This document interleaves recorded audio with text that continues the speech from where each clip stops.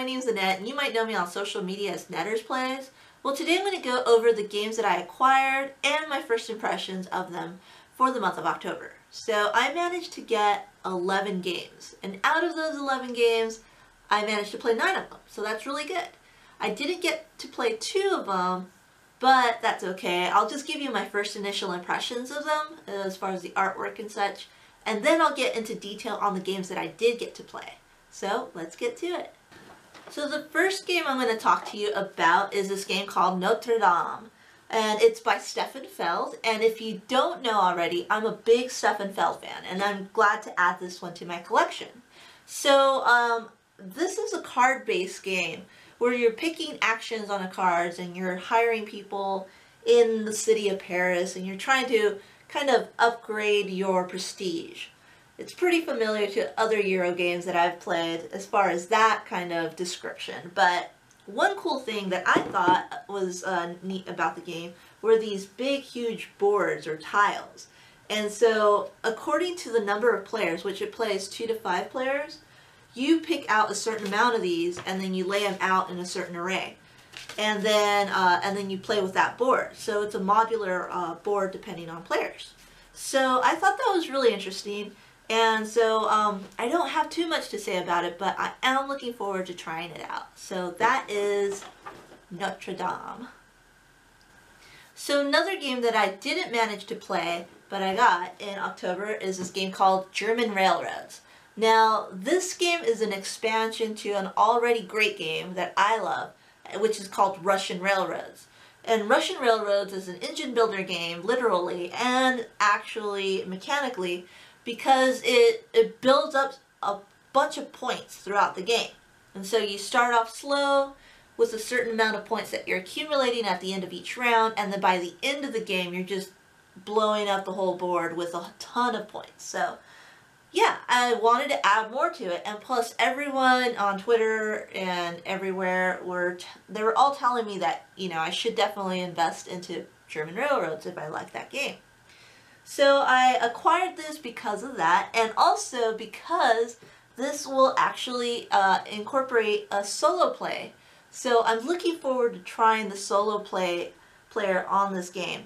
And another cool thing I found about it is that it gives each player a new board to play with, which by looking at it, it doesn't look too different than Russian Railroads, but there is this little switchback right here that I found interesting. So you could pick and choose on this track right here whether to go down this way or up that way, and they'll give you certain different types of points and things throughout the ways. So yeah, I'm definitely looking forward to that. And also coal is involved, so I have a new commodity to work with German Railroads.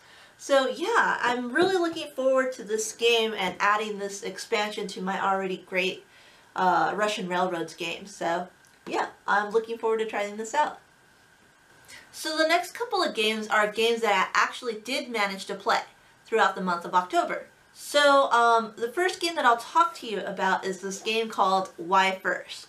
Now, Why First is about not being first at all. It's about being second. So if you're always playing these games and you manage to never score first place, or you're always so close but you're always second place, well, this game might be for you because it's all about being second place. And it's a really cool little opener. It's a filler game. It's a game that you start the night off with and just have a lot of silly fun. And it's not a long game at all. It plays between 2 and 6 players. And this is the board. You basically start with this little tiny board, you have a couple of little pieces, and then you have all these different cards that you get to play. So, and that's it. And all these cards, what you're doing is, they have these different values. So I'll show you, like this one for example, is a +3 value. Or this one right here is like a +4 value. And then amongst these cards, there's some cards that have negative values. So then what you're doing is you have a hand of cards, and then you get to pick a card, and then you go ahead and play it. but you're going to toss these cards in different players' directions. You can even toss it in your own direction. But when you play it, you're actually either advancing them or you're making them go back a certain amount of position points on this track. And so what you do at the end of the round, you're going to figure out who is first, and then you're going to figure out who's second, because the person that's in second place on the track right here after the first round, well, they're going to score the points wherever they're at. So sometimes they can get positive points, or sometimes they can get negative points. So it's a really simple game to just throw at people and just say, let's play this, and just deal them out cards, explain it as you go, and they get really into it. I played it with 6 players, and it was just completely random. So it's a game that I really enjoyed as a party game, simply because it's quick. So I can easily like pick this game up and just play it really quickly and just kind of set the mood for the rest of the night. Where it's just silly, it's just everything's gonna be fun, like nothing so serious where you have to be first or anything like that. It's just for, you know, you're just hanging out to play a game. So yeah, I really enjoyed Why First. So if you ever get a chance, or if this appeals to you, you should check it out. So another party game, I know, I never get party games at all, but another party game that I actually acquired is this game called Wits Wagers. So yeah, I don't know, I don't play party games too much because I find them just too loud, too obnoxious, or just, I don't know, like there's not too much strategy involved or anything like that. And but I really enjoyed this game. I managed to play this last month, and I thought, oh, okay, well, this game was actually a lot of fun.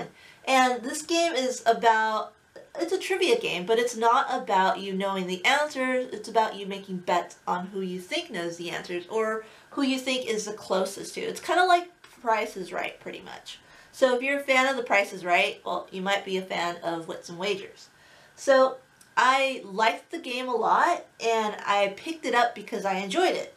And so what it comes with is, it comes with this like kind of this betting track or board, and everyone's going to get these like little cards where they can go ahead and pencil in their answers. They're all numerical answers.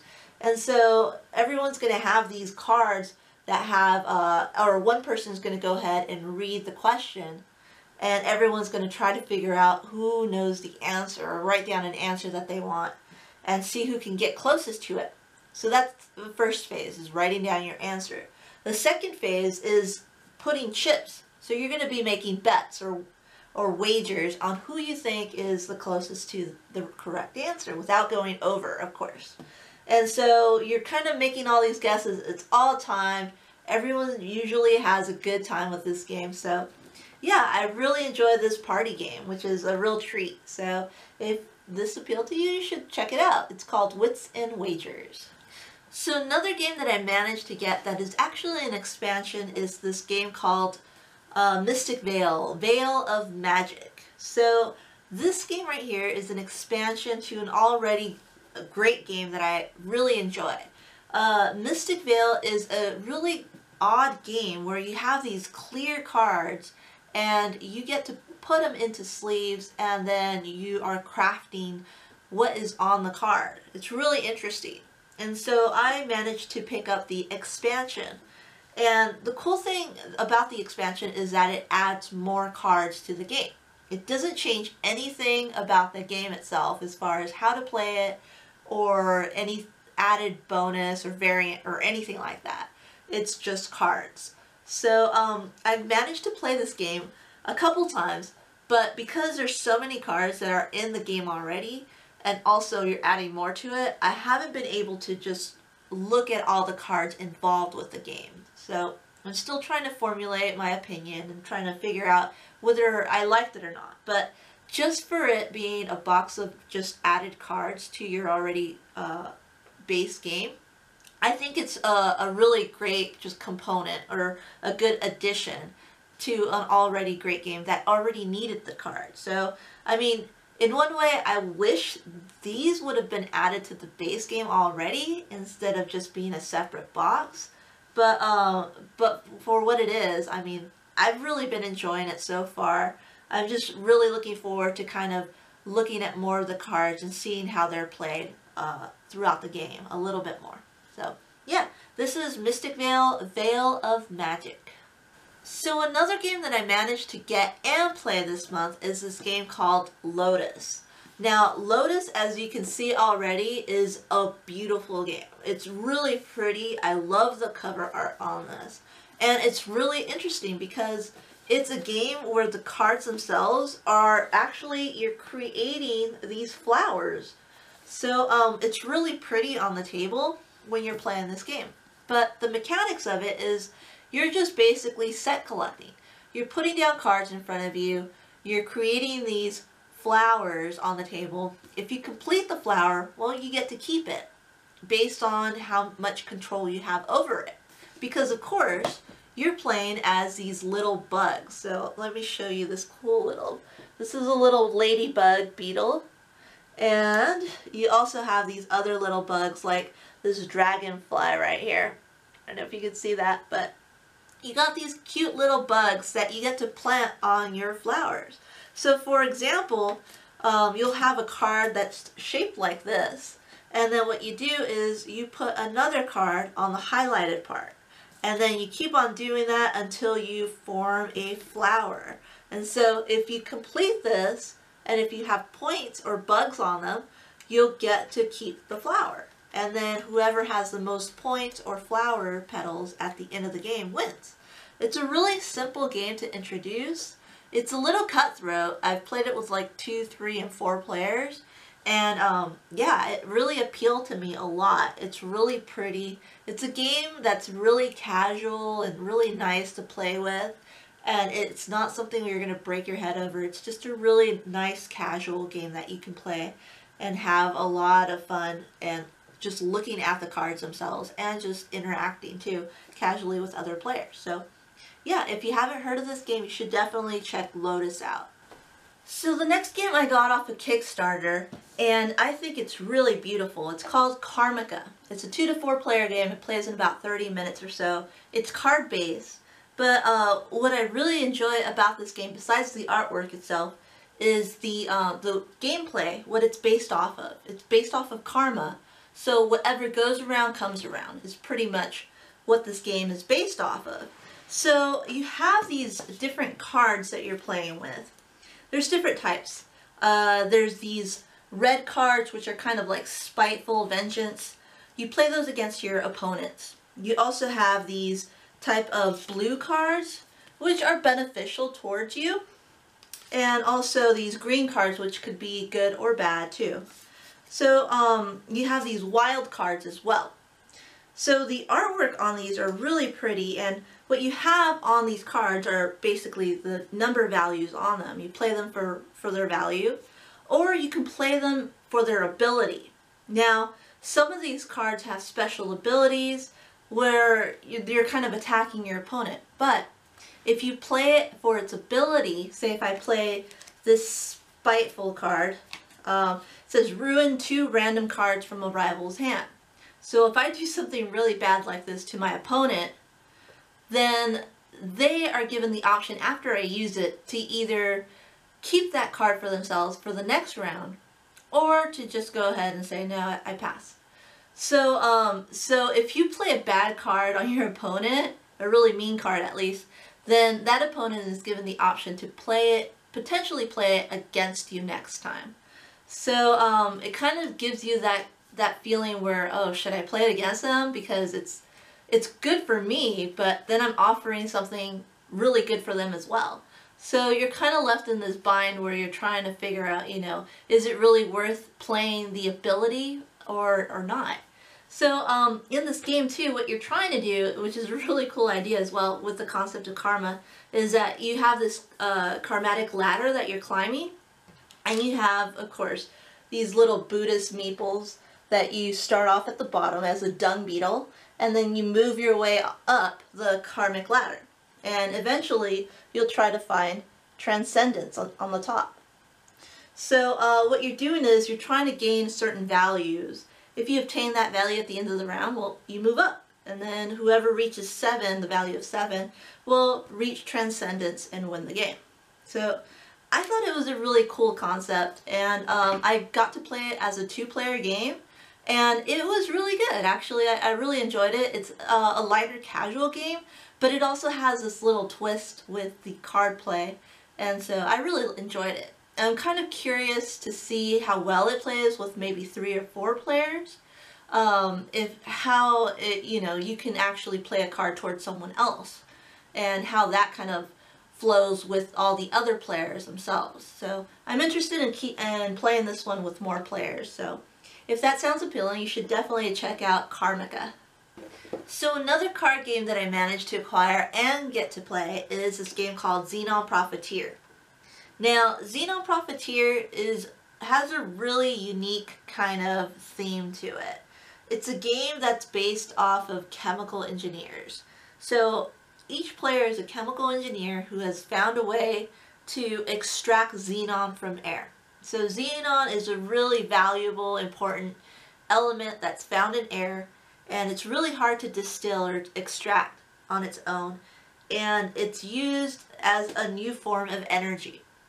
So you found this new way of doing this thing, and so everyone else is trying to compete with you in an entrepreneur kind of competition, and you're trying to collect different contracts with people, and you're trying to do all this stuff to upgrade your facility to become more efficient in extracting these different types of elements from the air. I don't know, I really enjoyed this game. The first time I played it, I was a little confused of how the flow of the game happened, but towards the end of the game I was like, oh, okay, I think I get it. And this game, it plays 2 to 5 players, and it says that it plays in about 30 minutes. And even by learning this game, I mean, at first it's kind of haunting, but by reading the rule book.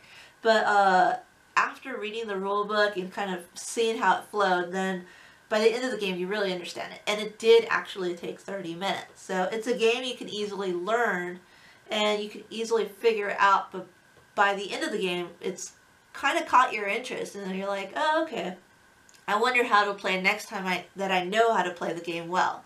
So yeah, if you're into deck builders and something with a really unique kind of theme, and the theme actually works with this game. So if you're interested in that kind of thing, you should definitely check out Xenon Profiteer. So another card game that I managed to get at the end of the month is this game called Curse You Robin Hood. Now, Curse You Robin Hood is a small little compact game, and I'll share the link with you down below too in the description where you can find this game.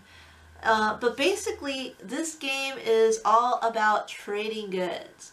So you have all this deck, you have a certain hand, you're going to play a card, and based on what that card is, the good or the value, you're going to be trading and stuff. You have these certain targets on the card too. So the higher the value of the card, the more targets there will be. So another thing that's going to be on the table are these different legend cards. So these different legends, for example, Will Scarlet, she'll play high. So she'll have a card in front of her that's face up and everyone can see what it is. But if she draws the other card and if it's higher, she'll play that one instead. So you're not too sure if her card that's seen is going to be played or not. So it's kind of an interesting, kind of unique little twist on trick taking, because you have this false player playing along too. Another cool thing that I found about this game is that it's a 1 to 6 player game. So I'm not very good with trick-taking games at all, and I know this game isn't too trick-taking, but it's more or less like trick-trading.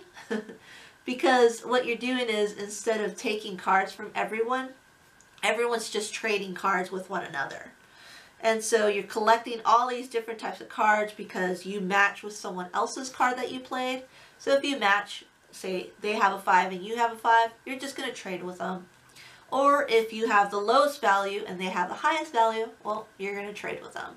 So you're just trading a whole bunch of cards throughout the game. It's pretty random, it's pretty silly, And then at the end of, once everyone has played their cards, then there's a phase where we're all going to curse Robin Hood, because whoever has the most targets of a certain type of good at the end of the phase or at the end of the round, they're going to yell, "Curse you, Robin Hood."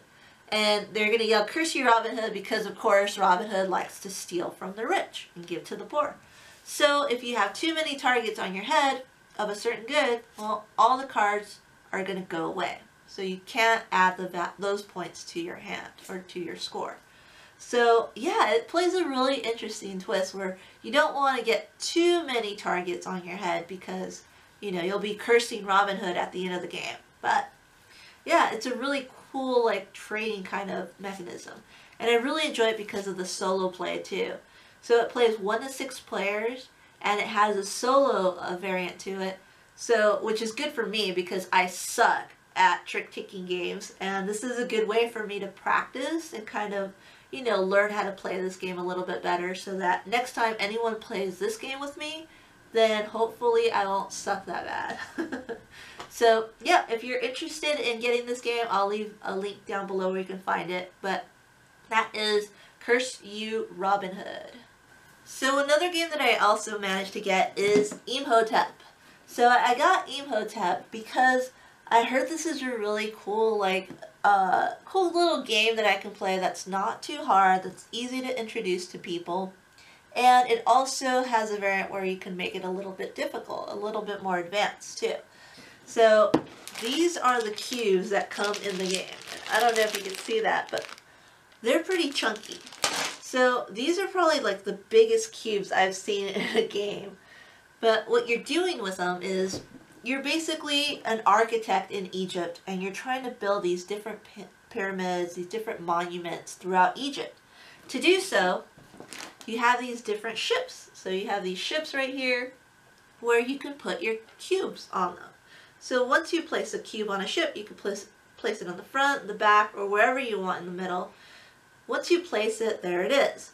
Another player can also add to that ship, and another player can add to it as well, and then another player can decide to add to it or just ship this along. So if you ship it along, you can make the boat arrive to a certain place, like say for example the temple or at a pyramid location. So these ships are going to come along, they'll connect to these different areas, and then you get to set those cubes that the ship travel to and set them along in certain ways. And so you score points at these different locations according to like what it says basically on these little grids or whatever. So it's really cool because you have small ships, you have big ships, you have a whole array of ships, and you get to set the cubes on whichever ship you want. And then you get to sail them whether they have your cube or not. So if you could see someone planning to go to a temple because they have a lot of their cubes on it, you can kind of just set this boat off to sail towards a different direction so they don't get that many points in that place. So it's a really cool way of just figuring out like, oh, should I put a cube down on the ship? Should I set it to sail? Or should I just do something else? So it's really cool. I really enjoyed it. It's really simple to learn. I picked it up, read the rules, and just was playing it within like 10 minutes. So it's really easy to pick up and play. So yeah, if you're interested in this type of game, you should definitely check out Imhotep. So the last game I'll talk to you about is this game called Mombasa.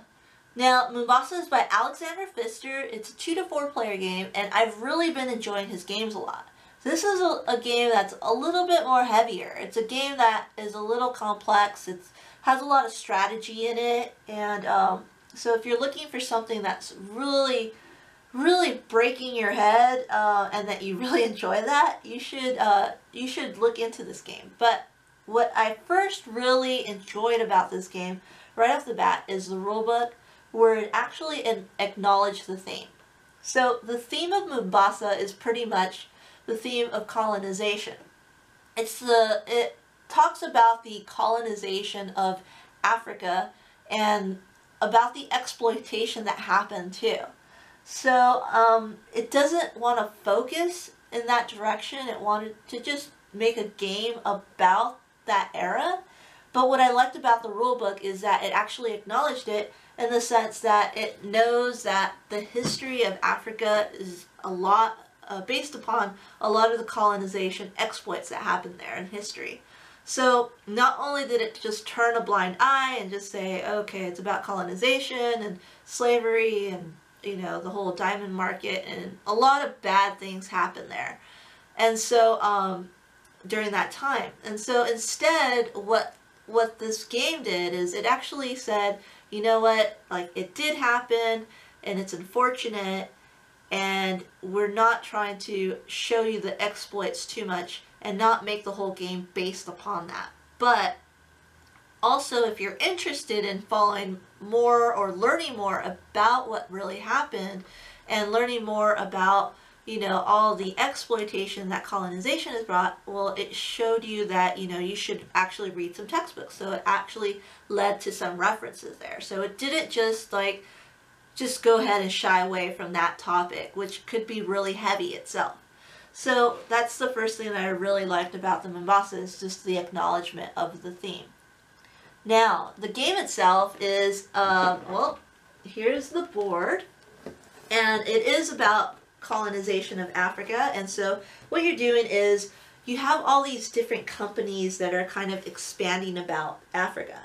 And, you know, there's a lot of trade happening, and you also can gain a lot of money and prestige and such. But what you're doing is all these different companies, you're trying to move them about the board. It's an area control board. So you're trying to control as much of Africa as possible with these different types of companies. Not one person alone owns a company. What you do own, though, is you can own shares of different companies. And you can use those companies to move about. So it's not just someone's company, it's all of our companies. And it all depends on how much stock we buy into it. And so we can go ahead and invest into certain companies, and because they're cheap, and we can expand them ourselves, or we can go ahead and just have the other players work on expansions and just buy into those companies. So it's a really cool way of just using the whole market system in this game. The actions are all here on the board that you can take. And also there's different cards that you can lay here that are available. And that's the thing with this game. Even though it's got a board, it's very much card based. So you have these different cards that you can play in your game. And so everyone's going to have this board right here, which you have a diamond track and you have this bookkeeping track too. But the cards that have been played are going to be played on top. So you're going to have all these different types of cards. You're going to start off with 3 cards on top that will become available next time. But on your turn is you're picking from your hand these cards that you're going to play face down right below. So you can decide to play them either in this track, on that track, or in that track. And so you're developing like a queue system. So if you play it on this side, once you play the card, then at the end you're going to go ahead and play it in that queue. So it's really interesting because you're setting the cards that you could potentially play in the future by assigning them in different locations this turn. It's really neat because it uses that queue system that I've never seen before. I've seen cards like queue systems in different games like Kashgar, but not like this involved, because it has the board and it has area control and it has stock markets and such, and you can have all these different types of actions. But that's one cool thing that I really found about this game, is the whole queue system that it has. But what I also found out about this game is that I really suck at planning. It really kind of twisted my head, and I messed up a lot when I was playing because I really wanted to do something. I had it all planned out, and in the end I was like, oh, I messed up. I put it in the wrong location or something. And so I messed up a couple times when I was learning the game. So just because I messed up, and I mean, I did win the game, but I didn't win as well as I wanted to. I wasn't as efficient as I wanted to. But because of that, I actually thought more about the game, and it led me to want to play this even more because I wanted to get better at it. So It's a game that's going to definitely take me a couple of plays before I actually get the whole system down. So if you're interested in like pretty heavy strategy, heavy planning, a really cool unique card system with investments, and stocks, and area control, it's got a lot of stuff involved with it. So if you're looking for something that's really heavy like that, you should definitely try Mombasa. Well, thanks a lot for joining me, and I really hope that you enjoyed this video. I hope that it was helpful in the sense that it piqued some of your interest of some games you've never heard, or maybe you're interested in but didn't really know too much about it, or maybe it kind of swayed you in a different direction where you're just like not interested in a game completely because of how I explained it. So that's fine too. If you want to go ahead and subscribe to me, you can go ahead and do so. But if you want to leave a comment and just suggest any other games I can look into, or if you wanted to go ahead and had some questions about some of these games, I am more than pleased to answer them too.